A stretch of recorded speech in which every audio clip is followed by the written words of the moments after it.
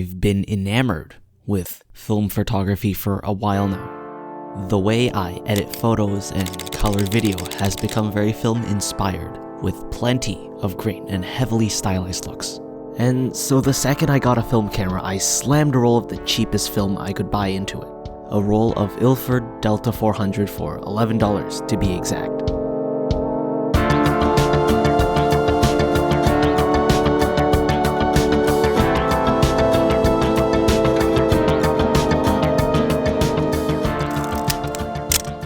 Taking the photos, it was pretty cool. The fat slap of a shutter feels like nothing else, and having to push the advanced lever for every shot forces you to sanity check yourself before clicking away.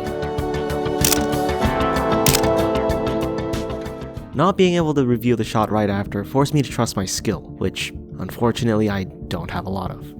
I sent the negatives off to be developed, and a little bit later they came in.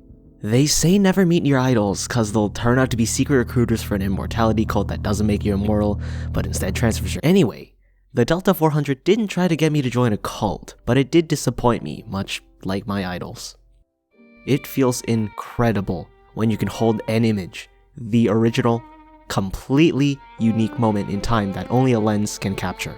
Now, was it worth spending $30 to hold 36 pictures? No, of fucking course not. I could get a decent 256 gig card and have $5 left over for, I don't know, a copy of Among Us on the Switch. I opted to get the negatives developed and scanned, which, newsflash, cost an extra 10 buckaroonies for some low quality JPEGs.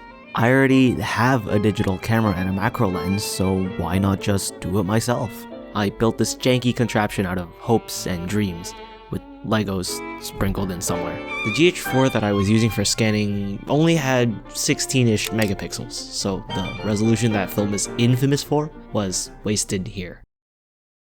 It, to be honest, was completely different from my rose-tinted view of film.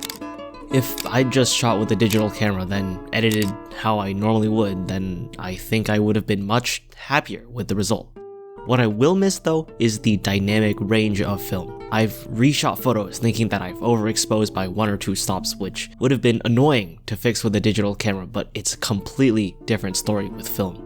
Well, a few months later the rose-tinted glasses were still on and I wanted to try Cinestill 800T. Infamous for its halation and tungsten white balance. I completely ignored that and shot in broad daylight. Yup, it looked like shit. Who would've thunk? There were a few shots that I did take in 800T's intended lighting condition, but they were definitely underexposed. With digital cameras, a lot of the dynamic range lives in the shadows, but film holds very little detail there, and in return you get a lot more data in the highlights. I still love how tangible and tactile everything about film is, probably because it's a stark contrast to the SD card in, SD card out of digital photography.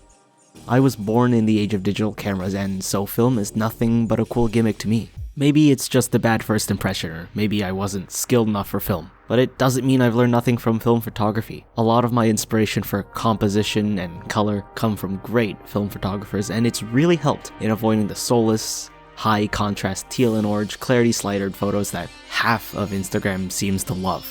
Even still, I think I'll just stick with digital for now. Over the past year, I've come to realize that I like how film looks, just not how it works. Also, side note, if anyone could just do me a really small favor and make a modern version of the Epson RD1, I'd appreciate that. It's an M-mount digital rangefinder camera with a manual wind-up shutter and controls, which I would do so many things for. I mean, it's almost a film camera, just with the benefits of a digital sensor. Anyways, that's all I have to say, so I'll see you later.